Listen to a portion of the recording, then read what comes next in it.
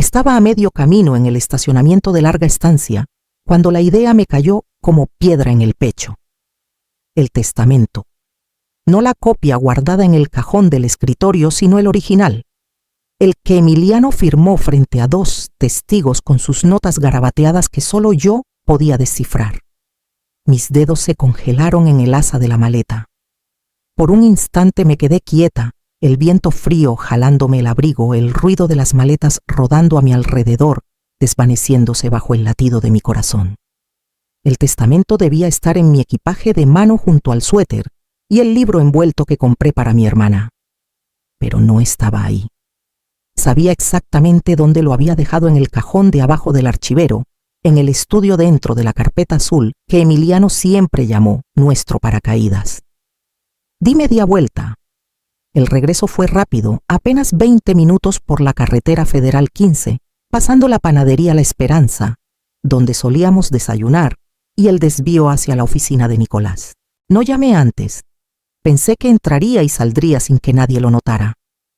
Me imaginé tomando la carpeta, tal vez preparando un té si la casa estaba fría, y regresando a tiempo para mi vuelo. Una misión sencilla, nada más.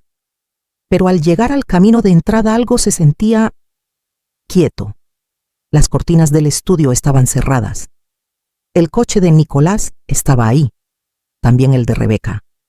Extraño para un miércoles por la mañana. Abrí la puerta principal con cuidado por costumbre y la empujé sin hacer ruido. No grité para anunciar mi llegada. La casa estaba silenciosa, pero no vacía. Ese tipo de silencio que aprendes a escuchar después de décadas viviendo con alguien. Mis llaves seguían en mi mano.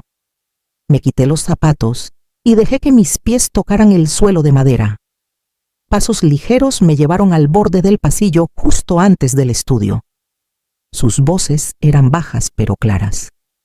Si muestra señales podemos armar un caso sólido, dijo Nicolás. Ya tiene 74, respondió Rebeca.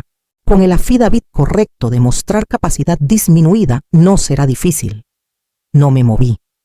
No podía. Mi propio hijo, mi único hijo, parado en la casa que construí, planeando convertirme en un expediente. Y entonces, algo dentro de mí comenzó a resquebrajarse, silenciosamente sin permiso. Antes creía que Nicolás había heredado lo mejor de los dos, la concentración de Emiliano, mi perseverancia callada.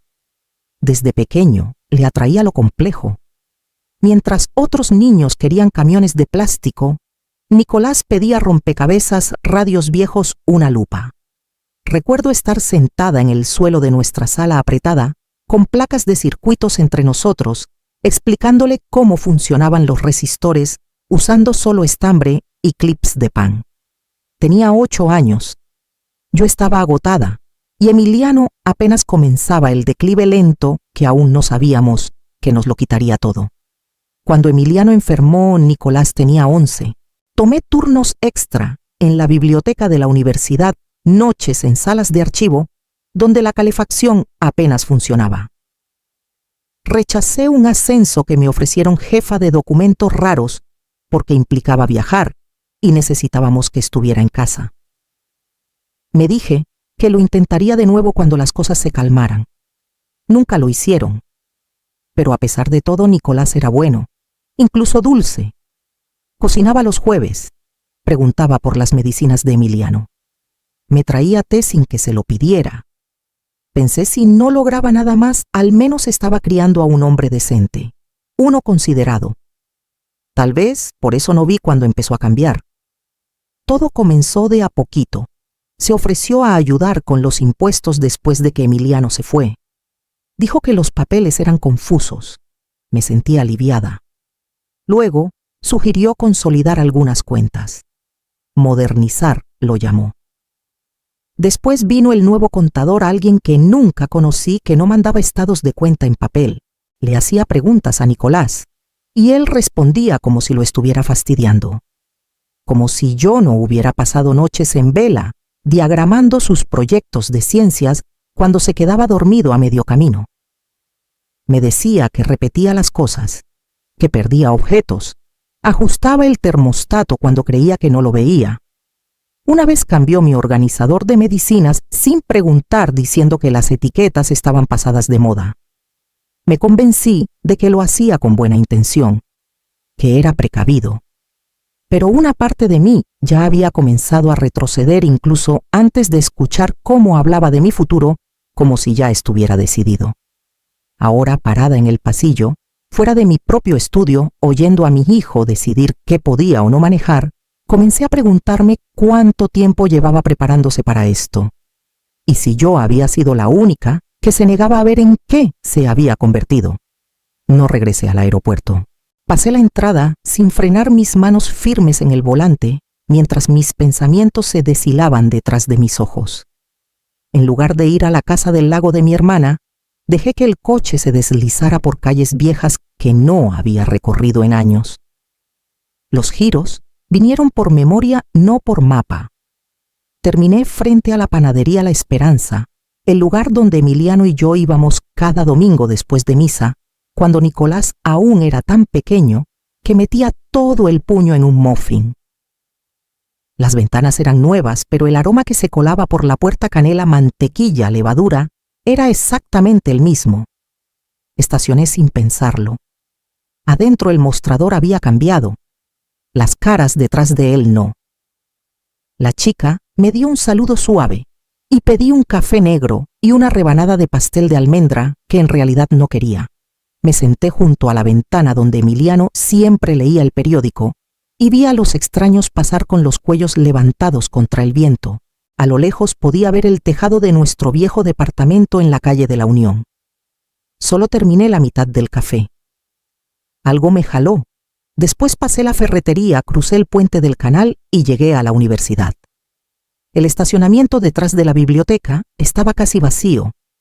Siempre estacionaba en la esquina lejana bajo el gran olmo. Me metí en el mismo lugar sin dudar. El olor adentro no había cambiado, tinta polvo, algo ligeramente metálico. Caminé directo al mostrador de circulación y luego a los archivos. La asistente joven levantó la vista, pero no me cuestionó cuando pedí acceso. Mi nombre aún significaba algo ahí. El cajón emitió un gemido suave al abrirlo. Mis dedos sabían exactamente dónde buscar. Ahí estaba el testamento, el verdadero de Emiliano, no la versión que Nicolás había escaneado y enviado por correo. Era más grueso de lo que recordaba, lleno de notas en los márgenes y banderitas adhesivas. Una nota me detuvo, amarilla cuadrada apenas curvada en las esquinas. La letra de Emiliano toda en mayúsculas inclinadas. Si alguna vez te sientes insegura, los números mostrarán la verdad. Fui a la última página. Gráficas, asignaciones, desgloses precisos, y junto al nombre de Nicolás, en la letra concisa de Emiliano, autoridad limitada, solo si se verifica. Él lo sabía. Y tal vez también sabía que sería yo quien tendría que verlo. Me quedé en la sala de archivos mucho después de que los calentadores del edificio se encendieran para la noche. Ese sonido solía consolarme, un ritmo viejo, ligado a libros polvorientos y un orden silencioso. Las páginas del testamento estaban abiertas sobre la mesa, las notas de Emiliano extendiéndose por los márgenes en su letra metódica y recortada. Autoridad limitada, solo si se verifica. No había confiado ciegamente en Nicolás. Ese detalle sutil pero intencional decía más que cualquier carta. Mis manos se detuvieron sobre las páginas restantes. Cada activo estaba catalogado. Mi nombre estaba en el título de la casa, las cuentas del fideicomiso, el terreno cerca del lago de Chapala. El nombre de Nicolás aparecía solo con condiciones. Saqué mi libreta y comencé a listar cada momento que recordaba en el que Nicolás había tomado decisiones en mi nombre sin consultarme, cambiar al contador, consolidar cuentas, configurar pagos automáticos para los impuestos. Luego hice una segunda lista de documentos que necesitaría. Registros médicos, estados de cuenta con mi letra en los márgenes, formularios de seguros firmados por mí, todo lo que apuntara a claridad, a competencia. No solo iba a protegerme, iba a demostrar punto por punto que nunca necesité protección en primer lugar. Ya era casi de noche cuando llegué a casa. No encendí las luces. No quería sentir que estaba iluminando algo para que alguien más lo evaluara. En la cocina silenciosa, encontré el número de Mariana Flores en la parte trasera de mi viejo Rolodex, detrás de una receta de pollo al limón. No habíamos hablado en años, pero confiaba en ella. Estuvo en el funeral de Emiliano. Conocía el lenguaje de la ley sin la frialdad. Llamé y dejé un mensaje. Mi voz era firme. Soy Dalila. Necesito a alguien en quien pueda confiar. Es personal. Para cuando terminé de organizar las copias del testamento, el grabador que usaba en mis años en la universidad ya estaba cargando en el enchufe detrás del librero. Pequeño, discreto, confiable, como yo antes. El teléfono vibró a las 9:12 de la noche. El mensaje de Mariana fue breve. Estaré ahí a las 4 mañana. Trae todo. Me paré en la entrada de mi estudio con el testamento en la mano y sentí la forma de algo que no había sostenido en mucho tiempo. Preparación.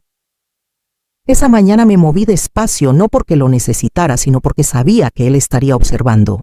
Dejé la luz del pasillo encendida durante el día. Dejé que la bolsa de té se remojara demasiado. Abrí el gabinete y olvidé qué buscaba. Luego lo cerré con un leve movimiento de cabeza. Antes de que llegara, guardé el grabador en el cajón bajo las servilletas, apuntando hacia la mesa de la cocina. Hice una prueba rápida, vi la luz roja parpadear una vez y luego apagarse. Todavía funcionaba. Todavía era mío. A las 10:27 su coche entró, sin llamada, sin tocar. Solo la puerta principal abriéndose con ese tono cuidadoso que siempre usaba cuando quería algo de mí. «Hola, mamá», dijo sosteniendo una bolsa de papel marrón y con una sonrisa ensayada para parecer casual. Pensé en pasar. «Te traje comida». Lo jugué suave. Levanté la vista despacio del crucigrama que no había llenado. Mi pluma sin tapa descansaba en la página. «Qué amable», dije. «¿Qué día es?» Me dio una sonrisa de preocupación ensayada.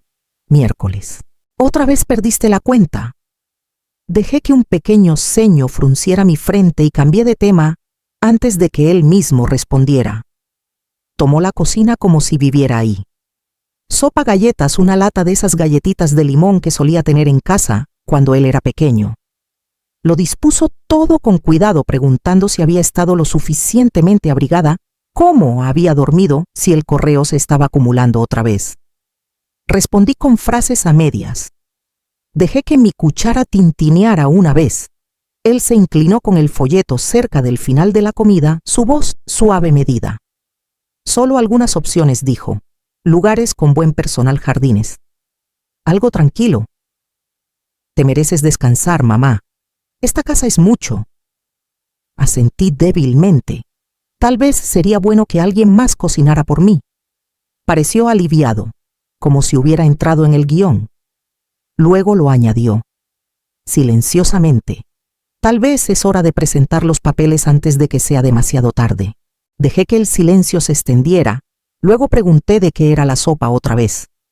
Sus ojos se detuvieron inseguros de si había pasado por alto el significado o lo había ignorado. Cuando se fue esperé 5 minutos. Luego apreté el botón de parar en el grabador. Etiqueté el archivo Visita 1, propuesta y deriva de consentimiento. Mariana llegó con el pelo recogido y el abrigo aún salpicado de frío. No pidió té, no charló de cosas banales. Abrió su laptop, sacó un cuaderno legal amarillo y dijo: «Empieza desde el principio». Lo hice. Le mostré el testamento, las anotaciones, las grabaciones. Le conté de la sopa, los folletos, el lenguaje suavizado, que pesaba lo suficiente como para tener consecuencias legales. Escuchó sin interrumpir, su pluma moviéndose con propósito silencioso. «Primero revocamos el poder notarial», dijo.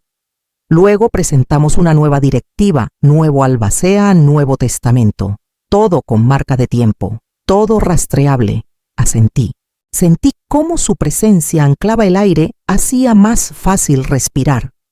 En los siguientes 3 días reuní todo. El testamento original fue escaneado, y etiquetado. Mis estados de cuenta anotados con mi letra fueron ordenados por mes. Solicité registros médicos, historiales de recetas, correspondencia de la oficina de seguros. Nada era dramático, pero construía una imagen yo activa, consciente, consistente. El doctor Quirós, mi médico desde hace más de una década, no dudó cuando pedí una evaluación cognitiva. Por supuesto, dijo, la realizó él mismo. Cuando terminamos me puso una carta firmada en la mano, cognitivamente sana, sin impedimentos. La guardé en la carpeta junto a las grabaciones. Mariana ya me había guiado para configurar el almacenamiento en la nube. Doble encriptación. Grado universitario. Incluso etiquetó la carpeta Dalila Legal, no alterar. Hicimos 2 copias de seguridad, una en un disco externo, otra en la nube. Sabía dónde vivía cada documento. Sabía cómo acceder a ellos yo misma. Esa noche Mariana me envió una copia de algo que encontró un borrador interno de la firma de Nicolás, obtenido a través de un caché público ligado a la oficina de Arroyo. Una solicitud de tutela propuesta. Tenía affidavits de relleno, secciones para problemas de memoria observados y fallas en la gestión de finanzas. Frases tomadas directamente de cosas que Nicolás me había dicho durante el almuerzo. Miré el borrador hasta que mis ojos ardieron, no solo por lo que planeaba, sino por lo avanzado que estaba. El tiempo es corto, dijo Mariana cuando la llamé. Necesitamos finalizar todo para la próxima semana, o intentará presentar antes de que podamos detenerlo. Colgué y miré el estudio, el escritorio, los estantes. Todo en su lugar. Pero ahora era más que familiar, estaba fortificado. Y aún así sabía que él no había terminado. Todavía no. No avisó. Solo el sonido de las llantas en la grava, luego la reja principal crujiendo como si tuviera algo que decir. Ya estaba en la mesa de la cocina con una segunda taza de sidra, reposando a mi lado, el vapor subiendo lento y constante. Los documentos estaban apilados ordenadamente junto a mí, nada dramático, solo ordenado. Copias limpias, sin tinta roja, sin alardes. El tipo de papelería que no grita pero termina conversaciones. Nicolás entró por la puerta con otra bolsa, esta vez con 2 manzanas y un sándwich de panadería que no pedí. Su sonrisa era más suave que la última vez. Medida. Cautelosa. Pensé en traerte algo, dijo. Se me ocurrió que podíamos sentarnos un rato. Asentí hacia la silla frente a mí. Se sentó desenvolviendo el sándwich con más atención de la que merecía. Escuché de Arroyo, dijo después de un momento. Se retiró del caso, inesperado. Ha creado incertidumbre. Lo dejé hablar. Miró la mesa, luego a mí. Solo quiero asegurarme de que no nos apresuremos a algo confuso. Los papeles pueden perderse, malinterpretarse. Podemos revisarlos juntos si quieres. Entonces deslicé la carpeta por la mesa, sin dramatismos, solo papel tocando madera. La miró, pero no la tocó. Vi su mandíbula moverse una vez. Aquí está el testamento actualizado, dije. La revocación firmada del poder notarial original. La carta del médico confirmando que estoy completamente lúcida. Y el affidavit notariado que dice lo mismo. No tocó las páginas, ni siquiera fingió hacerlo. Me recosté con las manos cruzadas en mi regazo. Sé lo que estoy haciendo, le dije. Siempre lo he sabido. Que no haya dicho algo antes no significa que no estuviera prestando atención. Solo significa que te estaba dando la oportunidad de parar. Me miró inmóvil. No todo silencio es debilidad, dije. Se levantó entonces despacio y puso el envoltorio del sándwich en la bolsa. Sus ojos se desviaron al pasillo detrás de mí buscando tal vez señales de que alguien más había ayudado. Pero la casa no reveló nada. No volvió a hablar. Solo se recompuso y salió la puerta cerrándose tras él con una suavidad que parecía ensayada. Cuando el sonido del motor se desvaneció por el camino, alcancé debajo de la mesa y apagué el grabador. Etiqueté el archivo Claridad. No se necesita defensa. Luego, abrí una libreta nueva y dejé espacio para lo que sabía que vendría después. Sofía llegó un jueves por la tarde con una mochila de lona al hombro y una bolsa de laptop gastada bajo el brazo. Entró por la puerta principal como si siempre hubiera pertenecido ahí, no con ruido ni disculpas, sino con la firmeza silenciosa de alguien criado entre libros, silencio y mujeres que lo recuerdan todo. No hablamos mucho la primera noche. Se instaló en la habitación de huéspedes, puso su equipo de escaneo en la mesa del comedor y preparó una olla de té de hierbabuena sin preguntar dónde estaba nada. La observé desde el pasillo mientras etiquetaba carpetas con una pluma de punta fina, sus dedos moviéndose como los míos solían hacerlo. Esa noche la escuché teclear hasta pasada la medianoche. No apresurada, no frenética, solo constante.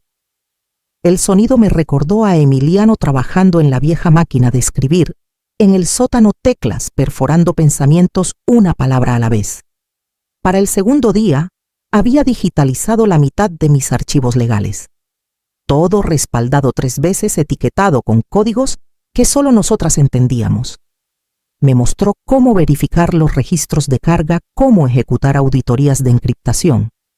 Seguí cada paso. Lo recordé todo. La casa comenzó a cambiar. Ahora había movimiento, puertas abriéndose, tazas, chocando música flotando desde su habitación en olas suaves. Tarareaba sin darse cuenta. Limpiaba mostradores que no había notado que estaban polvorientos. Usaba mis tazas de té sin pedir permiso y doblaba los trapos de cocina con esquinas perfectas. Cuando preguntó si podía ayudar a archivar mis viejas libretas de los años en la biblioteca, se las entregué sin dudar. Las trató con cuidado, pero no con reverencia. Sabía que estaban hechas para usarse, no para guardarse. La tercera noche me paré en la ventana mientras ella hervía agua. Afuera el viento se enroscaba entre los árboles y la luz del porche parpadeó una vez antes de estabilizarse. Pensé en el silencio de hace apenas una semana, cómo se había asentado en la casa como una capa de polvo. Ahora había un ritmo otra vez. No el pasado, sino algo nuevo, algo vivo. Esto no es el final de mi historia, le dije mientras tomábamos el té, mi voz baja pero segura. Es el capítulo que escribo yo misma. No respondió, solo asintió y abrió el siguiente archivo en la cola, la pantalla brillando entre nosotras mientras la casa contenía el aliento. Escribí despacio esa mañana, la pluma deslizándose sobre la última página del diario que comencé la semana en que Emiliano se fue. Las líneas eran más precisas ahora, más deliberadas. Sin pensamientos dando vueltas, sin titubeos. Solo una oración clara como hueso, que hagas primero, luego, observa cómo cae. Dejé que la tinta se secara antes de cerrar el libro y guardarlo en el cajón junto a la carta de Emiliano, la que dejó metida entre folletos de viaje, doblada sin ceremonia, pero marcada con más cuidado que cualquier cosa que dijo en voz alta. Puse la llave en el bolsillo delantero de mi suéter donde podía sentir su forma. La casa estaba cálida. El calentador hizo un clic y luego se cayó. La luz del sol atrapó el borde del marco de fotos en la repisa Emiliano, con su saco de universitario Nicolás de niño, con tierra en la barbilla y ojos llenos de ideas. Ya no me estremecí al mirarlo, ya no. Sofía se había ido al campus por la mañana, su taza de té aún junto al fregadero, con una fina película de memoria adherida al borde. La enjuagué, la sequé y la dejé en el escurridor. El simple movimiento se sintió como un ritual. Caminé por cada habitación despacio, mis dedos rozando los respaldos de las sillas, los marcos de las puertas, los estantes. Las fotos estaban de nuevo donde pertenecían. El reloj sobre la chimenea marcaba un ritmo constante. Incluso la alfombra en la entrada había recuperado su forma. Llegué a la ventana principal y me quedé quieta viendo las hojas moverse bajo una brisa perezosa, el dorado girando sobre el verde. No había sonido más que la casa respirando. Y por primera vez en meses, cada respiración en ella sentía que me pertenecía.